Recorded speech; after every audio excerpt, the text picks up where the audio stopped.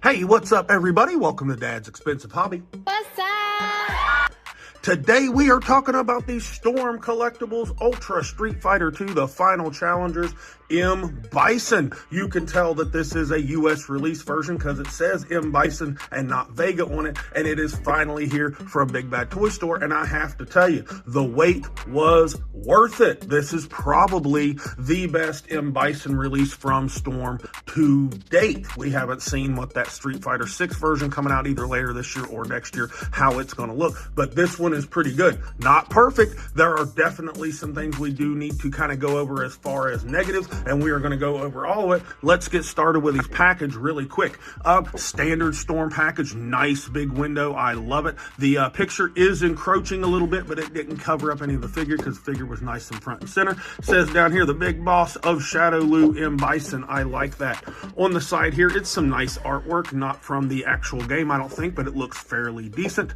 And on the back here, I love how they utilize the space, giving us all kinds of figure images and stuff. It is awesome. Says some stuff right there about him if you want to pause it and read it. I love Storm packaging, always very, very good. Let's get M. Bison off the stand here and see how tall he is.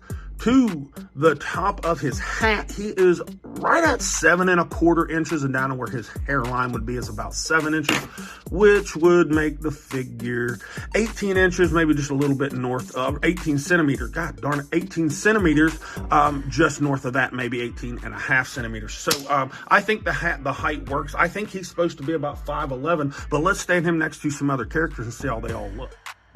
And here he is with most of my other Storm Collectible Street Fighter figures, and I think the height works pretty good. He's shorter than who he's supposed to be shorter than, and taller than who he's supposed to be taller than. Sagat and Zangief, Balrog, and Blanca all have significant height on him, and I like that. Luke is about the same height, maybe a little bit taller because of the hair, and that works. And he's taller than Ryu and Fei Long, just like he's supposed to be, and I am just in awe looking at this set of gorgeous action figures.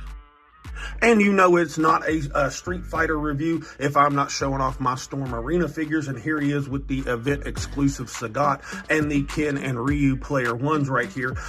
Yes, they are a 1/12, so they're all going to be smaller, but in Richie Figs' mind, if you don't know his channel, check it out, he's great.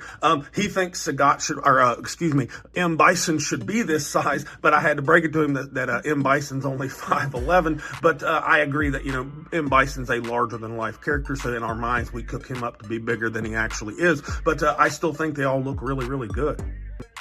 Now, let's go over his aesthetic real quick, and then we'll talk about his accessories because he has a bunch of them. But as far as aesthetic, he looks very, very premium. He has a beautiful flat finish on the entire red part of his suit, and on the skin tones looks wonderful. He has a nice gunmetal kind of look to the shin guards and the wrist gauntlets and the shoulder pads. Beautiful, beautiful gunmetal like finish with some airbrush on there. There is shading throughout the entire figure, head to toe, and it brings him to life and looks so good. The muscularity is nice and organic and blocky like Storm Collectibles likes to do, and I absolutely love it. I love the line work on this suit right here. That is flawless, actually, all the way down the front here and even around the neck. The companies like to screw up around the neck, and they nailed it right here. Looks beautiful. All four of the faces look really, really good, but we'll talk about the rest of them here in a minute. His captain's hat looks very good, nice and flawless there. I absolutely love it. Like the gold belt buckle right here with the lightning bolt. And I want to point out just how flat the finish is on the blacks of these boots. It is absolutely gorgeous in hand. I love it. Love the sculpt of the suit. Looks fantastic. Nice wrinkles in the pants and little like rolls, you know, not rolls, but you know I'm talking about, like crinkles in the fabric of the skirt part of the top. Looks really, really nice. Now, let's talk about his proportions, okay? Because like I said, his muscularity looks really good. His chest looks good. Even where they put in the cuts, it doesn't make his chest look narrow necessarily, and he is nice and thick front to back. And his arms are nice and proportionate, but they are a little long looking. If you notice that, they come down damn near to his knees. I know that the Street Fighter characters are drawn with a little bit longer limbs, but we're getting this because he's very body short. his torso to his head, like basically from the belt up, is very short. And that's because he's got very long lower body. He has a long lower body. It almost to the point that the lower body looks like it almost belongs with a larger scale figure than the upper body. And it's, somebody tell me in the comments if I'm just being crazy, but it's almost a little disproportionate. His legs are almost just too darn big for his upper body and legs, in my opinion, particularly his calves. Look how freaking huge his calves are. And then look at the size of his tricep. Do you see that? I know that he's drawn with some exaggerated musculature, but, his aesthetic, although it's good, and once you pose him and get these legs like extended out and bent, a lot of this will go away. But I have to point it out that his lower legs are, look at that. That's the length of his lower body, okay, from the bottoms of his feet to his belt. Now, you see the difference there? How much larger his lower body is than his upper body? And again, I could be crazy, and that is supposed to be how he's supposed to look. But to me, in hand, just standing in a neutral pose, it's noticeable to me. Am I thinking it kind of strongly detracts from the look of the figure? No, but it is a thing, and I just had to point it out. Now, for accessories, he has a crazy amount of stuff. He comes with all the things. He comes with 4 different head sculpts. He's got the serious head on him in the package that looks really good. He's also got a teeth gritting, kind of grinning face that looks really nice. He's got a kind of teeth exposed, frowning face that I think looks really good. And he's got the game over face where he's all beat up, and it looks really good as well. He comes with 18 different human looking hands. He's got all the hands. He comes with 2 fist hands on him in the package, and in a huge variety of any kind of style pose hands you could want. He also comes with 6 different green, like energy effect type hands, 2 fist hands, and then 4 open style pose hands. Those look awesome as well for 24 hands in total.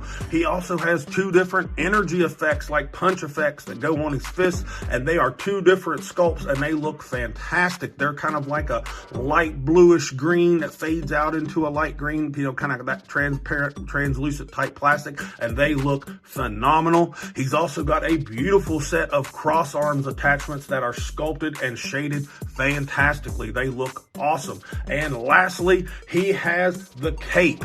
It is beautiful, a fantastic fabric, and it is wired throughout so you can pose it however you want. I think it looks phenomenal, and it is attached to 2 separate little shoulder pads, and it's got even the little butterfly piece that goes in the shoulder socket, so you would put that in there. Looks absolutely phenomenal. For this price point, it was originally like $85, and I think it ended up being like $93 or whatever. Absolutely worth it. I love it. Now, for his articulation, he moves really well. Still a little creaky. I just got him out of the box a little bit ago, but we'll get over it. Let's just start with his head. We know that they've got that Storm double ball peg running from the head down into the chest, and all the neck and everything is connected to the chest piece, and which is a soft plastic material. But he looks down pretty good.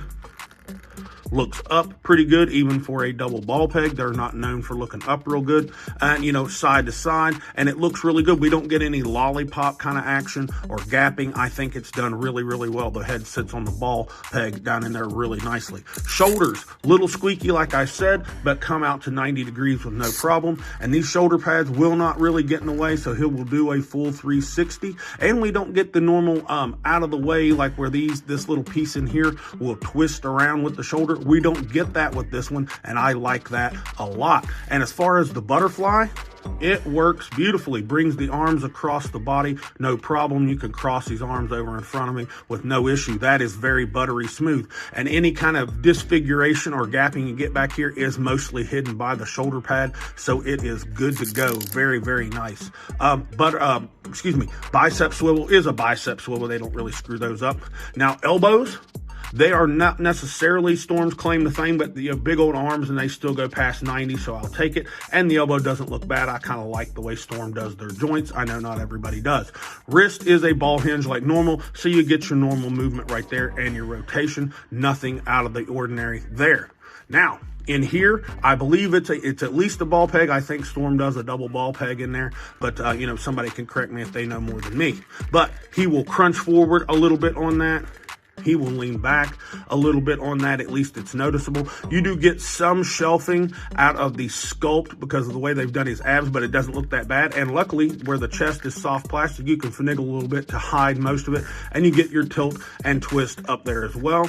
Down here in the waist, it is a ball peg, excuse me, so you can just twist and tilt and do anything you want. So you're going to be able to pose his upper body pretty much however you want. Now, hips. Legs are squeaky, kind of like the shoulders, but they will come out to an almost full-on split without even me trying to force it or finagle it. And if you watch my videos, you know I will not do that out of fear of breaking them. But very nice split. Those function just fine.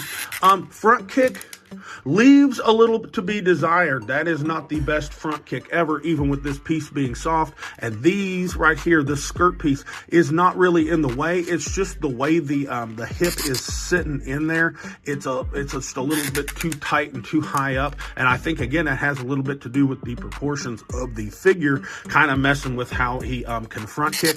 But it's, like I said, a soft piece, so he can kick back a little bit as well. Thigh swivel that works just fine. Double jointed knee. Nice range there and not so squeaky, so I like it. And the proportions for the leg is spot on. So that's what makes me think these legs are just scaled a little too big. And I want to point out this knee looks fantastic. There is shading down inside of the knee to make that kind of blend together. I like that, and that right there is black, and I think that looks really darn good. No shin swivel. The ankles are a ball hinge, which is another point of Storm articulation that's not the best, but it will go down a little bit. Not going to give you much up because of this cap over the top of the foot, but it is there. You do get some ankle rocker, so that will always help. No peg holes in the bottoms of the feet, but I do like the way the tread on the boot looks. And he does have a toe hinge, a little bit of limited range because of the cap, again, will stop it. And that step right through there is not my favorite, but it is tight enough and it would hold the weight of the figure. So overall, he moves very good. Final thoughts on the Storm Collectibles Ultra Street Fighter 2 M Bison. I absolutely love this figure. I know I did go off on a bit of a tirade about the proportioning as far as the lower body. That is a thing. That's not deterring for me personally, but it is an objective thing that I have to point out to you to help you decide whether or not you want to buy this thing, which I do recommend that you buy it. This thing is absolutely well worth the money. This thing is fantastic. I'm going to have to give him a solid A. There is some room for improvement. Again, I said with the kind of the proportions, but his his aesthetic as far as his paint and everything is great. His articulation is great, and he has a fantastic spread of accessories. And his price point at north of $90 before tax and stuff is pretty darn good for what we are getting. Highly recommend you get him. He is definitely probably going to end up on a list at the end of the year somewhere. Not maybe at the top, but he is definitely going to be on it. So far this year, Storm is killing it. Anyways, like, subscribe, all that good stuff. And this has been Dad with Dad's Expensive Hobby, and I'll talk to you all in the next video.